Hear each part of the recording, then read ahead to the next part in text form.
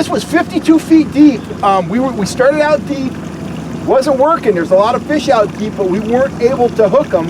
So we moved inshore. We started working these points here. We were in about 75 feet of water, about 52 feet deep. This is on one of our minnow tubes and one of our fisheye dodgers. It's a nice fish. Just taking it nice and easy. Oh yeah, nice king. Got that treble hook on there, so hopefully we got him pretty good. We'll see.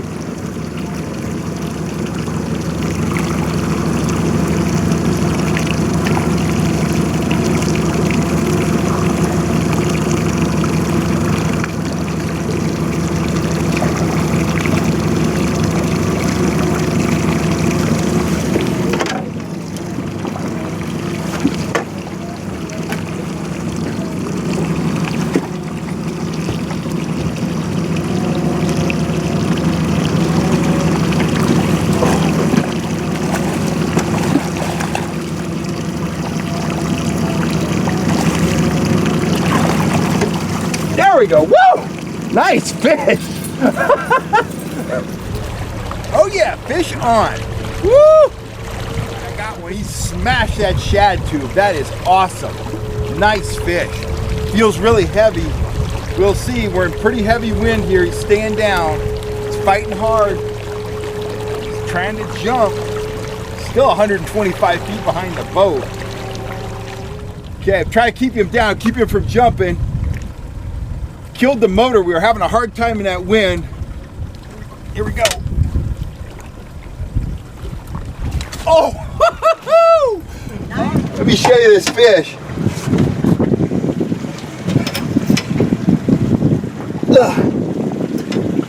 Man, I fought that fish for a long time in that wind. It was difficult. It's all tangled up. Look at that beautiful trout. Man, that is awesome.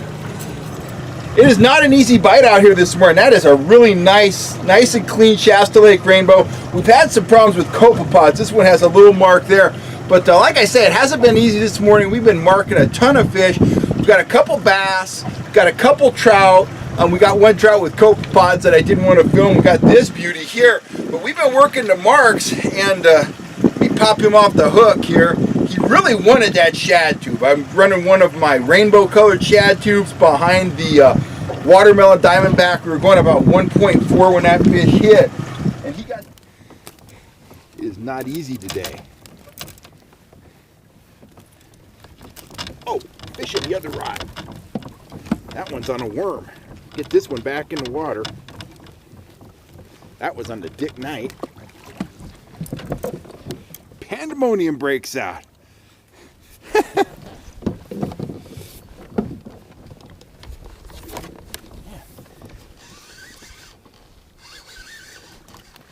There we go.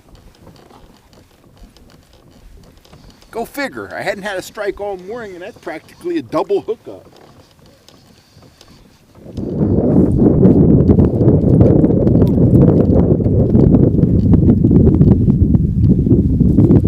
Nice fish, though.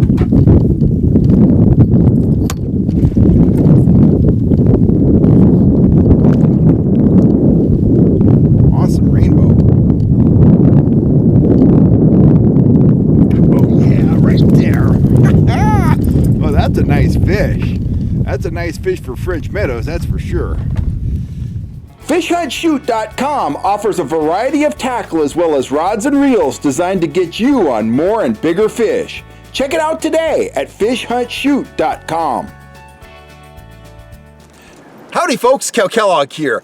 We are going Canadian today. I am answering a viewer question from up in BC, Canada. A guy named Wayne. He asked me, when do you choose a large dodger versus when do you choose a small dodger? In the beginning of this video, you saw me catch fish on big dodgers and small dodgers. So here's my basic philosophy. And this isn't written in stone, but this is my general approach to dodgers. Let me show you some dodgers here. Let me show you a couple of my favorite big dodgers, quote unquote big dodgers. These are both 6-inch blades.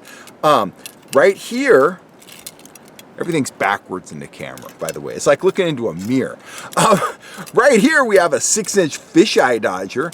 And right here, we have a 6-inch watermelon pattern sling blade. So these are two of my very favorite dodgers. I use them in a few different colors, but almost always when you see me running a 6-inch blade, it's when I'm fishing an open water lake, a big reservoir, Lake Shasta. That's the biggest reservoir in California.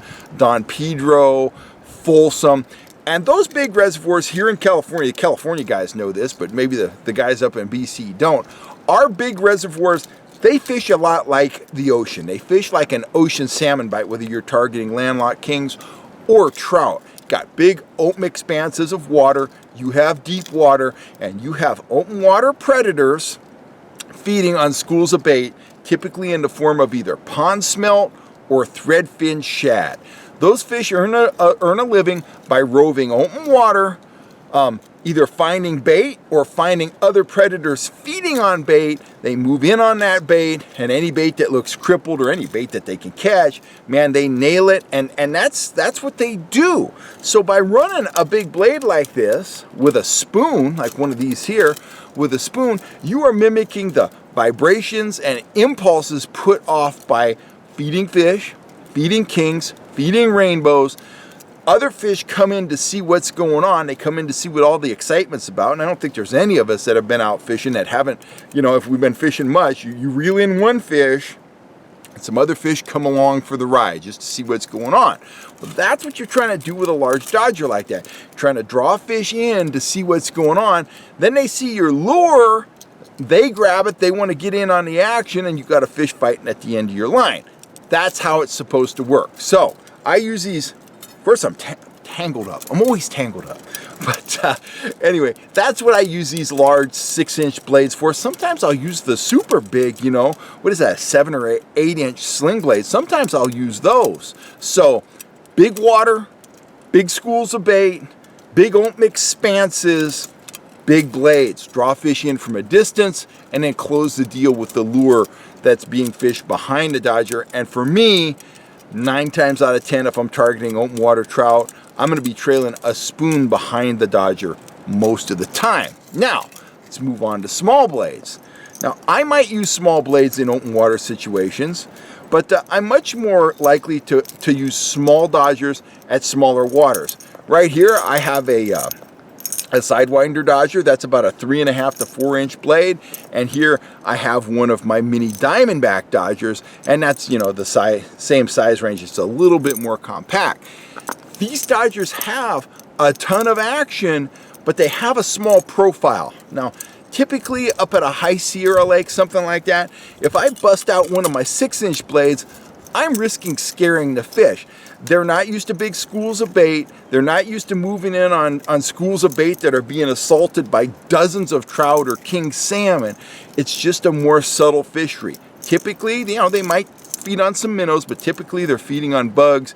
It's just a lot more subtle. It's just a lot kind of a quieter fishery, if you will. It's more subdued, even though high mountain trout tend to be more aggressive than their foothill and valley, cousins down there, simply because the feeding season is smaller up in the high mountains. But basically, I'm using these blades for a subtler presentation, whether I'm fishing in the high mountains or down in the larger impoundments. If I'm fishing a blade like this down in a larger impoundment like Shasta or Folsom, it's because my big aggressive stuff has failed me. I've switched over to these, and I'm typically pulling some sort of soft plastic like a tube, a shad tube, a minnow tube, something like that behind a smaller blade. And if I'm using these up in the high Sierras, you can almost bet I'm going to be pulling a threaded worm behind it, a gulp worm behind it, or a plastic grub behind it. It's all about subtlety. It's all about what the fish expect to see. It's all about what can potentially draw the fish in, but also what can potentially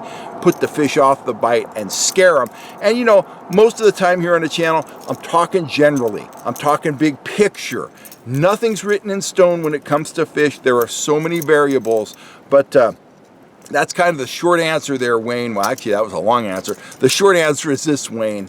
Big open water situations, big schools of bait, multiple fish feeding on the bait. I'm using big blades like these to draw fish in from a distance. They spot the lure, deal done, fish on. The smaller blades, I'm using these for subtler presentations, whether I'm fishing a tough bite down in a big impoundment or I'm fishing in the high Sierras, and I'm typically pairing these with things like grubs, threaded worms, threaded gulp, stuff like that. Hope that helps. I know you guys got a lot of great bug lakes up there in BC. I've never fished there, but I know going in, I would want some small blades, I would want some flashers, and I would want some worms in the boat. Could probably catch fish up there all day long on spoons, but my fallback position is the subtle stuff, the natural bait, the soft stuff, so that's what I'd be pulling. Anyway, hope that help you catch some more fish in the coming year, Wayne, and thank you very much for the question. I hope all is well up there in BC, and I hope to visit one of these days and sample a little saltwater action and some freshwater stuff. I'd love to fish for rainbows up there. I know you guys have some tremendous fisheries.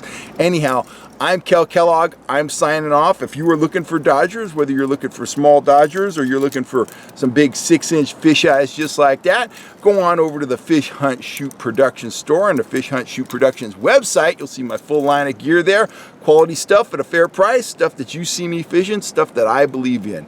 So that's about all I got to say. I will catch you next time right here on YouTube. If you haven't subscribed, you know what to do. Please hit that subscribe button, support the channel, and hit that bell notification, and you'll know anytime I'm on here jabbering about fishing. I'm Kel Kellogg. You have a safe, productive day, and I will see you real soon.